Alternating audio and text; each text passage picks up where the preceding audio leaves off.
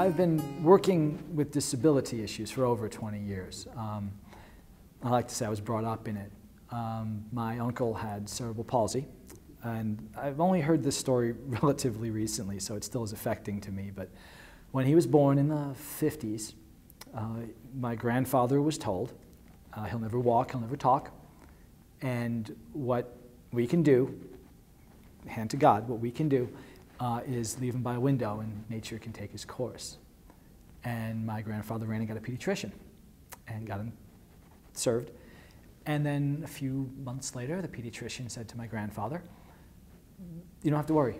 There's places for people like this, and he'll be well taken care of, and eventually nature will take its course." And my grandfather put an addition on his house and built the first ramp anyone had ever seen, including me.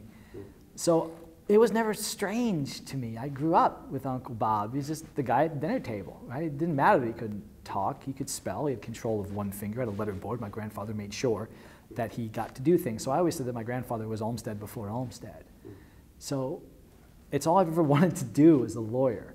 When it was clear I wasn't going to play rhythm guitar for the Stones or left field for the Yankees, this is what I wanted to do. And I was part of one of the first legal clinics in law school, because it was in the early 90s when the ADA just passed, dedicated to disability rights. And ever since then, I've been involved at least in some shape or form. And I've been doing exclusively disability rights law since '96, probably. Jenny is a young woman who has Down syndrome.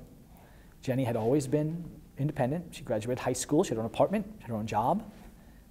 She got into a car accident and she found herself facing a guardianship. She didn't want a guardianship, she wanted to live with her friends, actually. When no one would take her in, her friends, her employers said, "Come live with us." And that's where she wanted to live. And other people thought differently. And when I met her, she was in a group home, even though she'd had her own apartment before. Even though she'd had her own job before, she was working in a sheltered workshop. Even though she had her own church before, she was told, "We go to this other church."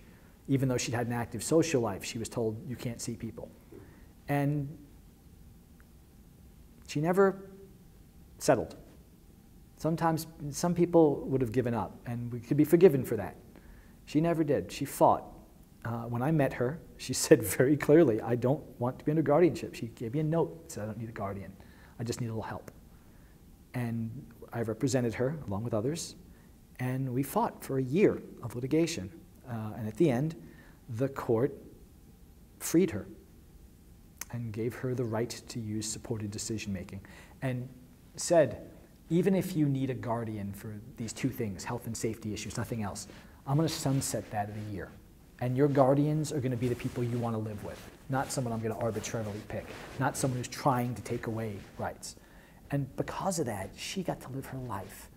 And people without disabilities never really consider their rights, because we just have them.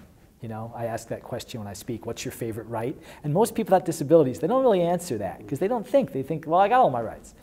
People with disabilities, they're used to. Jenny had to fight, and she did fight, and she never gave up.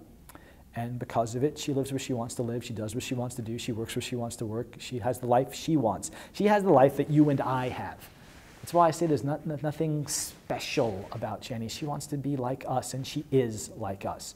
And if her case stands for anything, it stands for that. We all have the right to make choices, and people with disabilities are part of the all. And it's our job, society's job, to make sure that everyone has what they need to have that kind of life. You and I have that.